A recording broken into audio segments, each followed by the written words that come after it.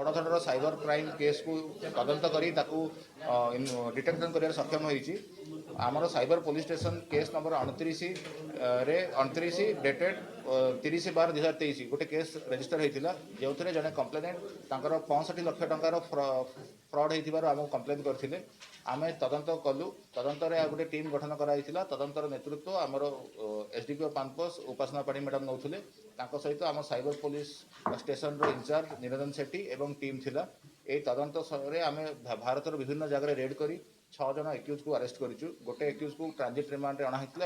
आम already court को चालान कर देचु बाकी 5 जन एक्यूज को आम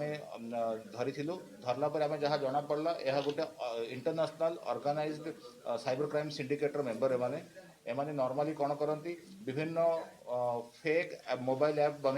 से शेयर इन्वेस्टमेंट करने लोक को प्रवर्ताती और शेयर इन्वेस्टमेंट हाई रिटर्न रो लोभ दिखाई बड़ धरण पैसा हड़प कर दे जाती एमाने सूत्र इंदिरा ऐप बोली गोटे सेबी रजिस्टर्ड ऐप अच्छी तार फेक ऐप बनई एवं भारतर विभिन्न जगार लोक मान इन्वेस्टमेंट ग्रहण कर सेगुड़ा को ठकी देते मैटर में भारतर विभिन्न राज्य में 210 टी कंप्लेन रजिस्टर होती आम विभिन्न एजेंसी सहित कंटाक्ट करुँ कंटाक्ट कर नेशनल लॉ एनफोर्समेंट एजेंसीज अच्छी कंटाक्ट करुँ सहित मिसी आम जॉइंटली इन्वेस्टिगेशन प्रोग्रेस करूँ एपर्तन आमको जहाँ जना पड़ी एमाने कैम्बोडिया ऑपरेट करती यहाँ को गोटे स्कैम अच्छी पिक बोचारिंग स्कैम कह जाए ए लोक मान लोभ देखा इन्वेस्टमेंट नियंती एवं जितेबाला हाई इन्वेस्टमेंट लोक मैंने कर दियंती विक्टिम मैंने कर दियंती से अकाउंट को ब्लॉक कर दियंती एथिर जो एक्यूज मैंने अच्छे जड़े एक्यूज ऑलरेडी महादेव बेटिंग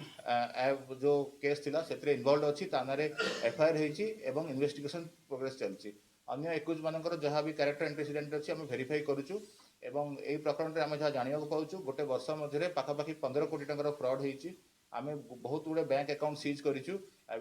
अनेक बिनान्स अकाउंट जोटे हाई अमाउंटर क्रिप्टो करेन्सीज अच्छी भी सीज करा एवं आम इन्वेस्टिगेशन चाली रखीचु ए इन्वेस्टिगेशन रे आम एमएचए I4C सहित कंटाक्ट करूँ हेल्प रे टेक्निकल एक्सपर्टीज बल इन्वेस्टिगेशन आगे चलो।